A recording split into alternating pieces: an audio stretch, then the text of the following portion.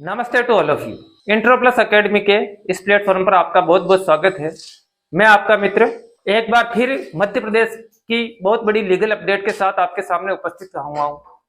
जी हाँ, MP high court की ओर से मेंटल क्रूअल्टी के ऊपर एक बहुत बड़ी लीगल अपडेट आ रही है। एक बहुत बड़ा फैसला एमपी हाई कोर्ट के द्वारा दिया गया है। एमपी हाई कोर्ट में जस्टिस गुरपाल सिंह अहलूवालिया की एकल खंडपीठ ने मेंटल क्रूअल्टी पे एक बहुत बड़ा फैसला दिया है। उन्होंने बोला है कि कम दहेज मिलने के कारण किसी भी महिला को उसके मायके भेज देना या उसके घर पर वापस भेज देना या रहने के लिए मजबूर करना भी मेंटल क्रूअल्टी के दायरे के अंदर आएगा। अब इसे भी एक मेंटल क्रूअल्टी या मानसिक प्रताड़ना माना जाएगा। तो आगे के कंसेप्ट को पूरा समझने से पहले आपको इस केस का जो गुमनाम है, अनाम नाम से केस होता है, उस केस की थोड़ी डिटेल आपको बता देते हैं। तो ये मामला है एमपी का।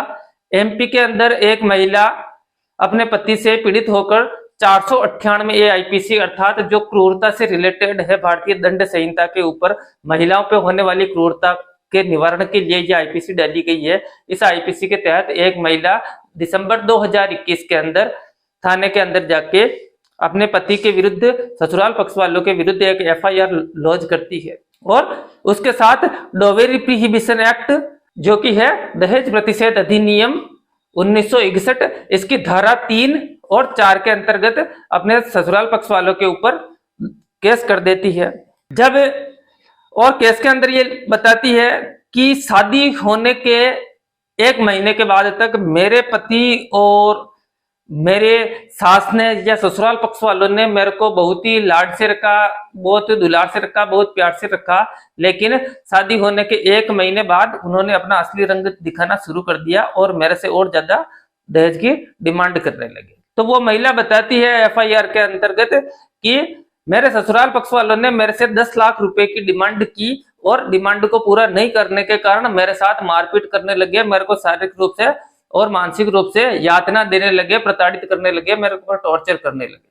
तो यह महिला जाके 498 आईपीसी के अंतर्गत अपनी कंप्लेंट रजिस्टर्ड करवा देती है और जब ये सूचना उसके ससुराल पक्ष वाले को पहुंचती है, उसके पति के पास पहुंचती है, तो वो पति हाई कोर्ट पहुंच जाता है ताकि अपनी एफआईआर को क्लोज करवा सके या निरस्त करवा सके। लेकिन हाई कोर्ट ने ये पूरा मामला देखा और उस पति पक्ष की या ससुराल पक्ष की याचिका को खारिज कर दिया। एफआईआर को जो वो क्लोज करवाना चाह रहे थे, निरस्त करवाना चाह रहे थे, समाप्त करवाना चाह रहे थे, उसकी उस एप्लीकेशन को ऑनरेबल एमपी हाई कोर्ट द्वारा रिजेक्ट कर लिया गया। तो आगे बढ़ने से पहले हम देखते हैं कि ऑनरेबल कोर्ट ने इसमें क्या बोला। तो जस्टिस गुरपाल सिंह अहलूवालिया की एकल खंडपीठ मध्य प्रदेश ने यह माना कि यदि आप किसी महिला को दहेज न देने के कारण या कम दहेज देने के कारण उसके मायके वापस भेज देते हो या वहां पे रहने के लिए मजबूर कर देते हो, तो ऐसी दशा में भी ये मानसिक क्रूरता मानी जाएगी,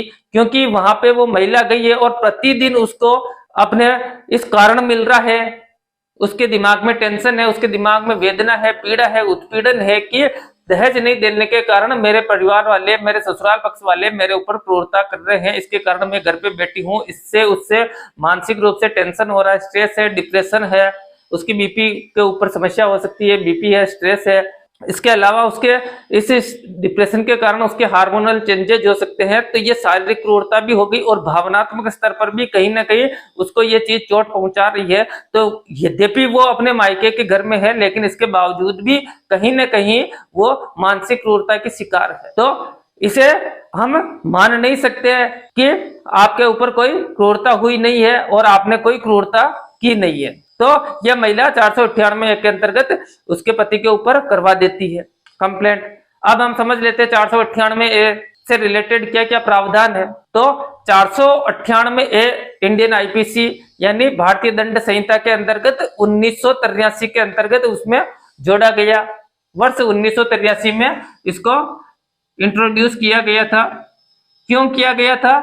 भारत में दहेज के कारण महिलाओं के ऊपर, जो नई महिलाएं होती है विवाह करके जाती है, तो उसके पति या पति के पक्ष के जो रिलेटिव होते हैं उसके द्वारा कोई ना कोई दबाव बनाया जाता है अधिक दहेज के कारण या कोई अनलॉफुल डिमांड को फुलफिल करने के लिए, तो ऐसे व्यक्तियों के ऊपर शिकंजा करने के लिए 1983 के अंदर आईपीसी के अंदर ये क्रूरता या प्रताड़ना से रिलेटेड जोड़ा गया था।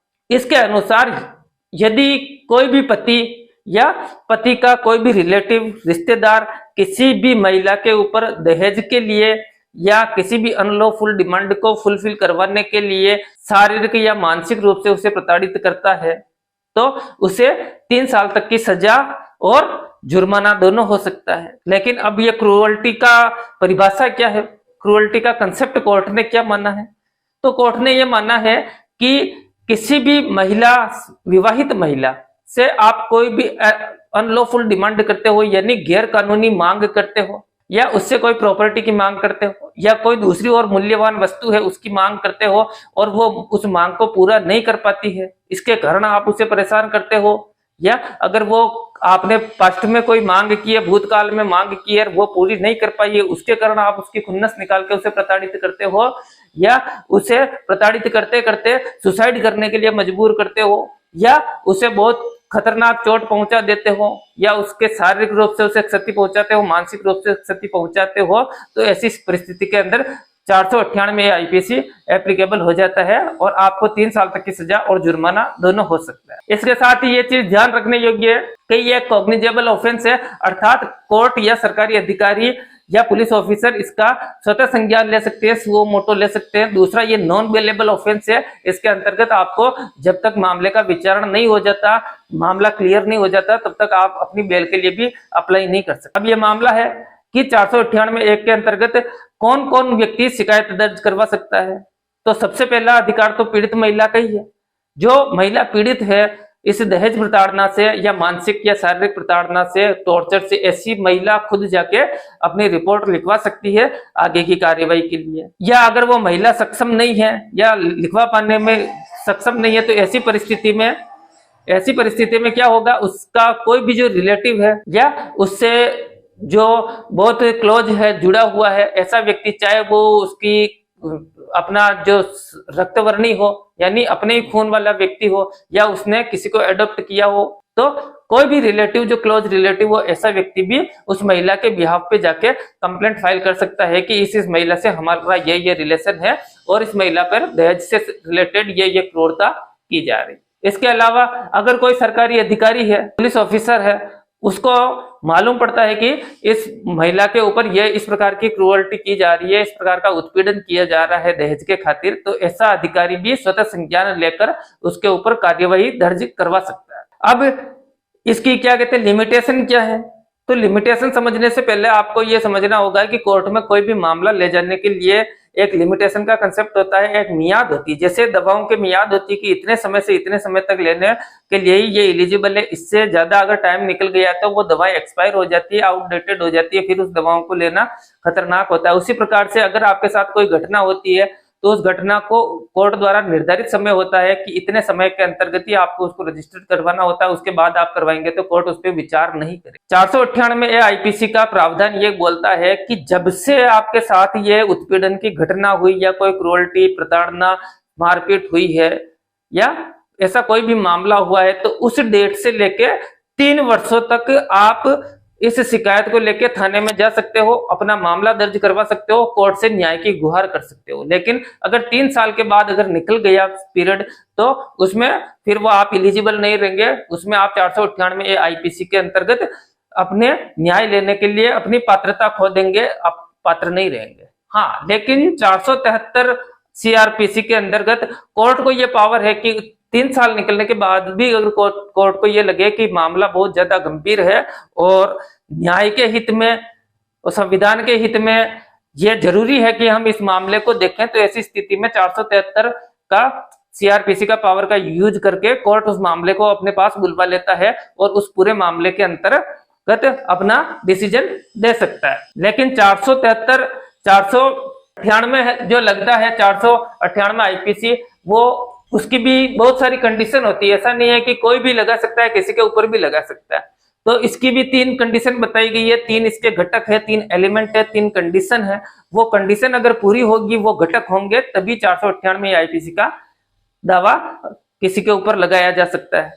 तो सबसे पहला तो यह है कि वो महिला जो इस प्रकार का एलिगेशन लगा रही है या दावा लगा रही है, वो महिला मैरिड होनी चाहिए। कोई भी अनमैरिड महिला है, किसी के साथ लिव इन रिलेशनशिप में रह रही है या किसी भी अन्य प्रकार से उसके साथ इंगेज है, और वो महिला जाके दावा कर दे पति के ऊपर या ससुराल पक्ष वाले के ऊपर या लड़के पक्ष वाले के ऊपर कि इस व्यक्ति ने मेरे साथ इस तरह अन्याय किया, अत्याचार किया है, मेरे ऊपर क्रूअल्टी किया, तो वो 498 के अंतर्गत एक्सेप्टेबल नहीं होगा।